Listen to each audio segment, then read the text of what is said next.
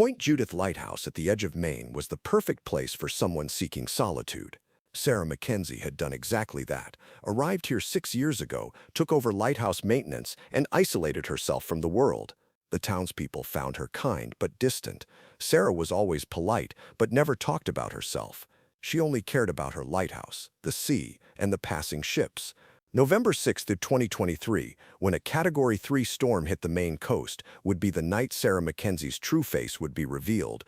Which city in the world are you watching this video from today? If you like this story about those who serve in silence, please subscribe and support us for more stories.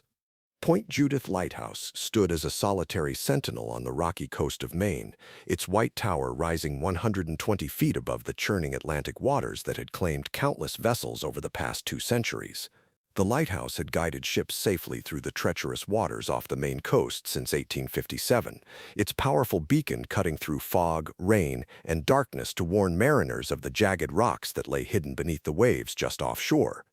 The lighthouse operation required a dedicated keeper who could maintain the complex lighting systems, monitor weather conditions, and coordinate with Coast Guard operations that relied on the lighthouse as a critical navigation aid for commercial shipping, fishing vessels, and recreational boats that traveled the busy shipping lanes between Boston and the Canadian maritime provinces.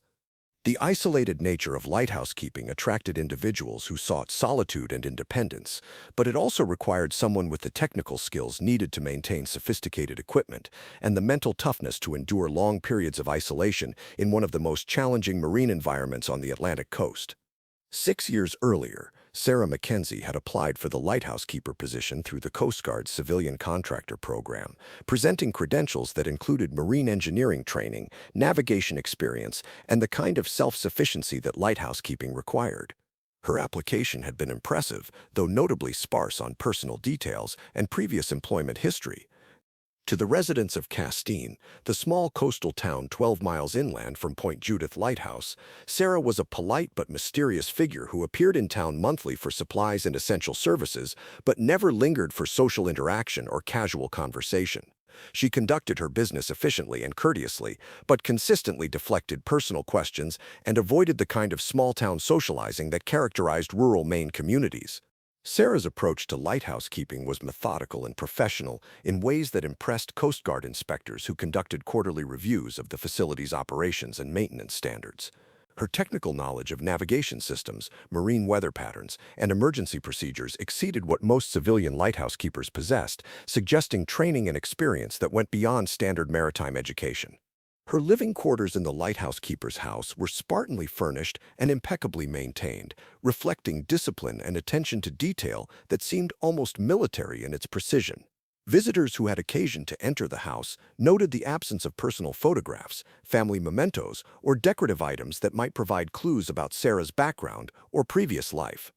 What no one in Castine or the Coast Guard personnel who supervised lighthouse operations knew was that Sarah McKenzie's assignment to Point Judith Lighthouse was not a career choice driven by love of solitude, but rather a carefully chosen refuge that provided the isolation and anonymity she needed to recover from traumatic experiences that had ended a military career of exceptional distinction and personal sacrifice. Sarah McKenzie was not just a lighthouse keeper with advanced maritime knowledge. She was Master Chief Petty Officer Sarah McKenzie, a 15-year veteran of the Navy's most elite Special Operations Unit, with combat experience and specialized training that had taken her to the most dangerous missions that American Special Forces conducted in defense of national security and allied operations around the world.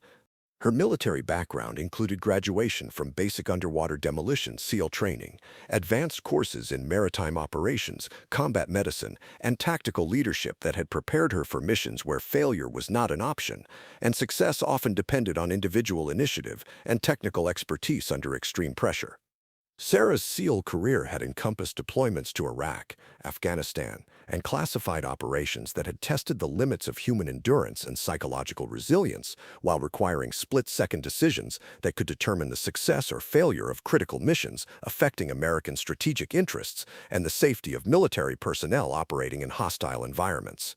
Her service record included decorations for valor and exceptional performance in combat operations, but it also included experiences that had extracted a psychological price that eventually led to her decision to leave active duty and seek the kind of peaceful isolation that lighthouse keeping could provide while she processed trauma and rebuilt her mental health.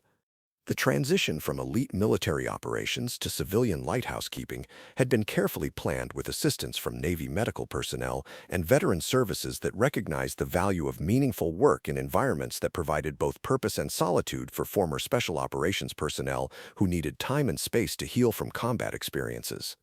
For 6 years, Sarah had successfully maintained her civilian identity while using her maritime skills and technical expertise to operate Point Judith Lighthouse at standards that exceeded Coast Guard requirements. The isolation and routine of lighthouse keeping had provided the stability and peace she needed to process her military experiences while contributing to maritime safety in ways that honored her commitment to service. Sarah's daily routine included monitoring weather conditions, maintaining lighthouse equipment, and coordinating with Coast Guard operations, but it also included the kind of quiet reflection and gradual healing that former combat veterans needed to rebuild their sense of purpose and connection to civilian life. Her position at the lighthouse also allowed her to maintain the physical fitness and technical readiness that had been central to her identity as a SEAL, while avoiding the kind of high-stress situations that might trigger combat memories or psychological reactions that could compromise her recovery process. The crisis that would ultimately reveal Sarah's true background began on November 6, 2023, when the National Weather Service issued severe storm warnings for the Maine coast as Category 3 Hurricane Miranda approached from the southeast with sustained winds of 115 miles per hour and storm surge predictions that threatened coastal communities throughout the region. The hurricane's track was predicted to bring the storm's most dangerous conditions directly over Point Judith Lighthouse and the surrounding waters, where several commercial and recreational vessels might be caught in conditions that exceeded their capabilities to navigate safely to protected harbors or anchor in sheltered waters. Sarah had been monitoring the storm's approach through weather services and Coast Guard communications while preparing the lighthouse for hurricane conditions that would test both the structural integrity of the facility and her ability to maintain navigation services during the most dangerous weather conditions the lighthouse might face. Her preparations included securing equipment, checking backup power systems, and coordinating with Coast Guard operations that would rely on the lighthouse beacon to guide vessels seeking shelter from the hurricane's devastating winds and waves that could easily destroy smaller boats or force larger vessels onto the rocky coastline.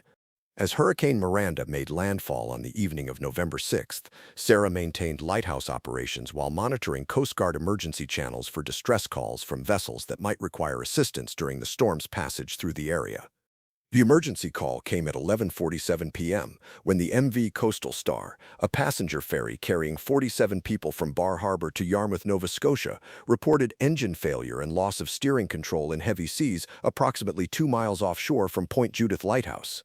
The vessel was being driven toward the rocky coastline by hurricane-force winds and waves that threatened to destroy the ferry and kill everyone aboard.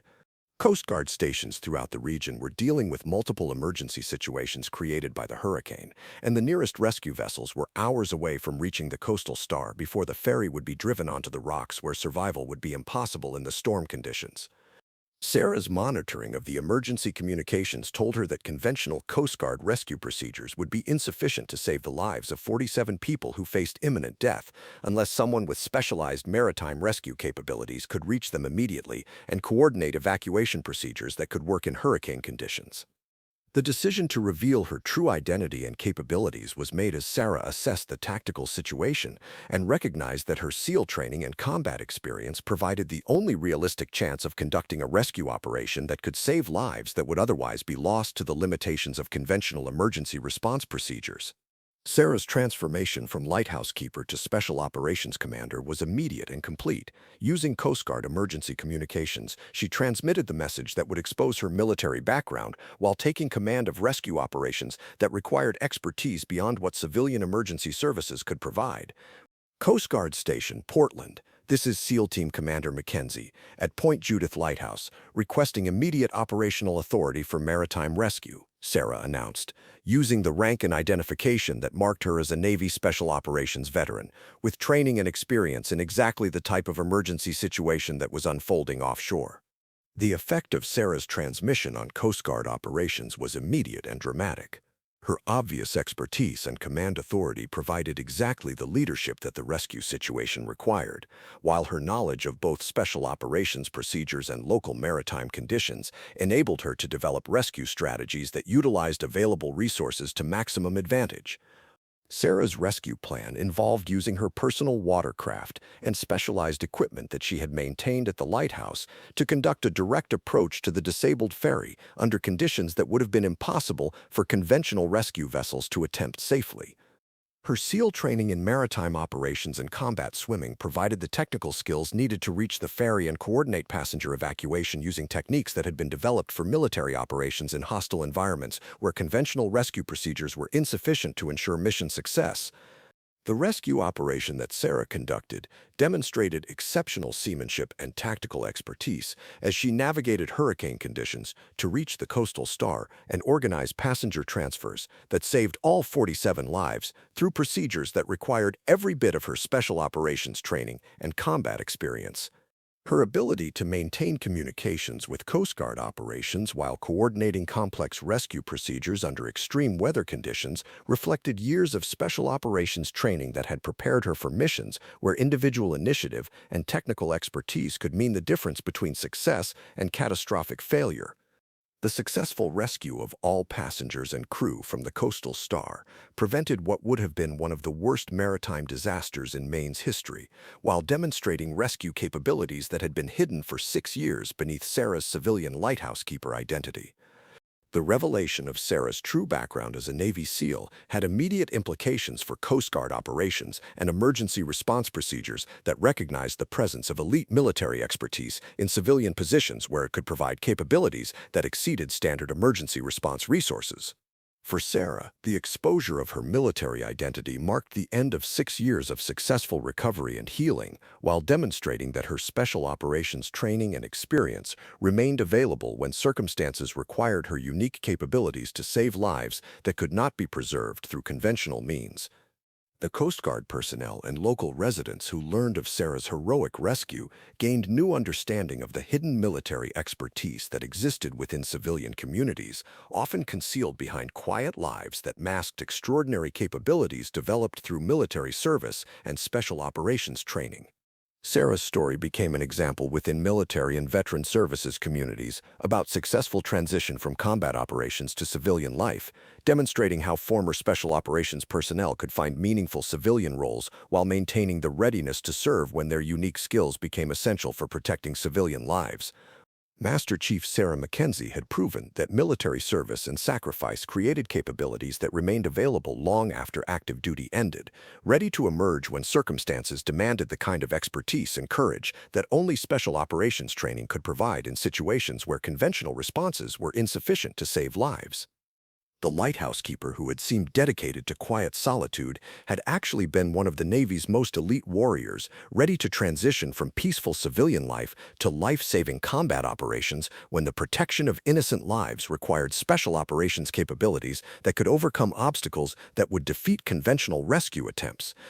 SEAL Team Commander McKenzie had answered the call when her expertise was needed, proving that military legends often chose quiet civilian lives not as escape from service, but as preparation for the moment when their unique capabilities would again be needed to save lives and serve others who faced dangers that only special operations training and experience could overcome.